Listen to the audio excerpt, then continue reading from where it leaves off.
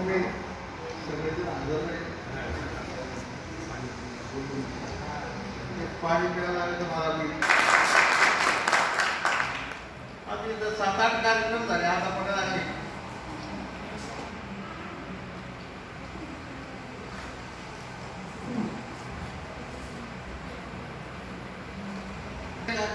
कार्यक्रमामध्ये असं घरी घरून येण्यात मला आनंद होतो, पण इथं आलं तर उत्साह वाटतो. त्याचं एकच कारण मी तुम्हाला शिकवलेलं आहे. आपल्या सगळ्या गुरुंनी आता शिक्षण काय असं दिलेलं आहे, कुठेही काम कसं नाही करू एकदम भारी शिक्षण. ज्यावेळेस माझी अपॉइंटमेंट झाली 6वीला आणि समोर विद्यार्थी पाहिजे आपले खेडे मी आता यांना आपल्याला मॅथमॅटिक्स शिकायचे आणि त्या ठिकाणी मॅथमॅटिक्सचे आठ मुलांना समजत नव्हतं, रोडे समजत नव्हतं. मी आता काय करावं, मग फार विचार केला मी 2-3 दिवस 6 केलं असं शिक्षण आपल्याला द्यायचे. कारण आमचं ग्रॅज्युएशन इंग्लिश मीडियममधून झालं आणि यानंतर मराठी शिकवायचे. मग मी संध्याकाळी थोडा अभ्यास करायचो आणि पचेला असं शिक्षण द्यायचे. सकाळी मुलं खुश राहायची.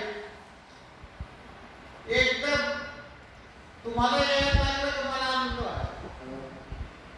हा माझा हेतू आहे. ज्यावेळेस मी मॅथमॅटिक्स शिकवायचो त्यावेळेस तुम्हाला शिकवताना याला सोप्या भाषेत कसं शिकायचं, अवघड भाषेत जायचं नाही. कारण खेड्यात विद्यार्थी आहे, पण पुढं काय झालं, प्रॅक्टिस झाली. तुमची बॅच हुशार होती, चांगली बॅच होती माझ्या लक्षात आहे. गुंजाळ नावाच्या विद्यार्थी एवढे गणित लागायचं. अरे वा, गणित एवढे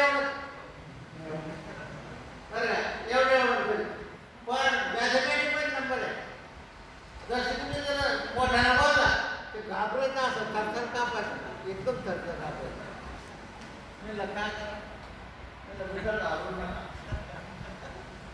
गुंजाळ तुमच्या बॅचमध्ये नंबर 1 मॅथमॅटिक्स मध्ये होतो.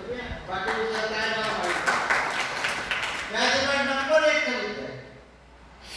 मला त्याच्याबद्दल आजही आनंद आहे. 45 वर्ष झाले मी नेहमी करून घेत असतो. त्याचा मोठा भाऊ भेटतो सुनील, त्या भरत त्या भरतला विचारतो स्टँडला आमचं चहापाणी होतो. मी लहान आमचा राजेंद्र राजू कसला आहे, राजू ते सांगायचं ट्युशन घेऊन राहिला, ग्रॅज्युएशन केलं. मला खूप आनंद आहे. आपला विद्यार्थी एक चांगल्या प्रकारची ट्युशन भेड्या नावाच्या ठिकाणी घेतो आणि माझी इच्छा पण व्हायची एकदा तुम्ही भेटा या. मला हुशार विद्यार्थी फार आवडतो. हुशार मुलं जे फार आवडतं. काय अडचण आलं तर मला सांगा, मी ते सोडायला तयार आहे. आणि असे माझे त्या ठिकाणी बरेच बॅचेस गेल्या, पण एकाला सुद्धा गणितामध्ये भाग ठेवला नाही. एकाला सुद्धा घर विद्यार्थ्याला पुढं आणलं आणि त्याला पटल्याशिवाय पुढं जात नव्हतं. तिथे काही वेळ लागत नाही. रात्री सुद्धा क्लास घ्यायचो, सकाळी घ्यायचो. मला एक उर्मी झाली होती शिकायची. त्याचं एकच कारण, मी खेड्याचा विद्यार्थी, तुमकाबादचा विद्यार्थी, आणि मला ज्या अडचणी आल्या तिथं आपल्या विद्यार्थ्याला यायला नाही पाहिजे असं माझं ध्येय होतं पहिल्यापासून. आणि आणून नाही दिल्या, या काही विद्यार्थ्याला आणून नाही दिलं. फार चांगले विद्यार्थी होऊन गेले. त्यांची मुलं ऐकले मी पुढं कॉलेजला आहे, कोणाचे कोणी ऑफिसर आहे, कोणी खूप चांगले शिक्षण घेतलं होतं. म्हणजे एवढं चांगलं शिक्षण घेतल्यानंतर तुमचं कौटुंबिक परिस्थिती पूर्ण बदलली टोटल. आणि दुसरं एक लक्षात आलं मला या ठिकाणी शिंदे नावाचा विद्यार्थी बा आता जशी आला थोडा लक्षात तळेपर्यंत शिंदे बरोबर आहे ना. मामाचीच राहत होती. त्याने भारतातून सांगितलं मला मामाच्या भातात दाखवा.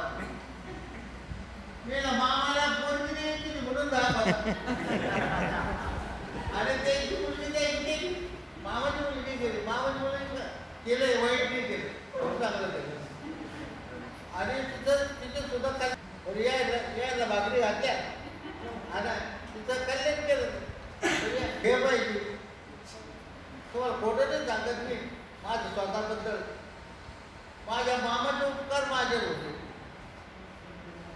आणि माझी मंडळी एकदम आनंदी. माझं ढळ येत नाही. तुम्हाला सगळ्या माहीत असेल काही येत नाही. रूपात नाही वाहनात ते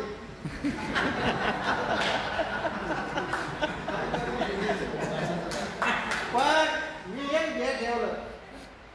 आईचा एक शब्द होता मला आईचा ऐकलं ते म्हणजे मग आपल्या मामाच्या उपकार आपलं मामाच्या उपकार करायला पाहिजे.